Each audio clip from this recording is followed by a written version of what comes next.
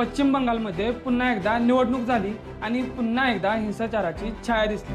2016 आणि 2021 प्रमाणेच यावेळी वेस्ट बेंगॉलचं इलेक्शन चर्चेत आहे, कारण मतदानासोबतच हिंसाचाराच्या घटना समोर येत आहेत। यावेळी बंगालमध्ये एकूण 294 जागांसाठी निवडणूक होत आहे।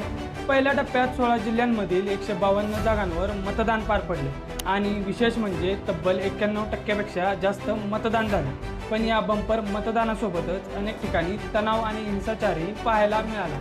मुर्शिदाबादमध्ये तृणमूल आणि हुमायून कबीर यांच्या समर्थकांमध्ये वाद झाला, तर सिलिगुडीमध्ये तृणमूल आणि भाजप कार्यकर्ते आमनेसामने आले। दक्षिण दिनाजपूरमध्ये भाजप उमेदवारावर हल्ल्याचा आरोप झाला आहे आणि आसनसोलमध्ये उमेदवाराच्या गाडीवर दगडफेक झाली। आणि इतकंच नाही तर काही ठिकाणी ईव्हीएम मशीन बिघाड झाल्यामुळे मतदान थांबवावं लागलं आणि काही ठिकाणी नागरिकांनी संताप व्यक्त करत दगडफेकही केली। याच दरम्यान मुख्यमंत्री ममता बॅनर्जी यांनी या मतदानाला लोकांचा मोठा प्रतिसाद असल्याचं सांगितलं। तर दुसरीकडे अमित शहा यांनी सूचक विधान करत राजकीय वातावरण अधिक तापवलं आहे। मग प्रश्न असा आहे की इतकं जास्त मतदान नेमकं कोणाच्या बाजूने जाणार आहे आणि दुसऱ्या टप्प्यात हा हिंसाचार थांबेल का? तुमचं मत काय कमेंटमध्ये नक्की सांगा आणि अशाच अपडेटसाठी आपल्या मराठी जोश कट्टाला सबस्क्राईब करायला विसरू नका। धन्यवाद।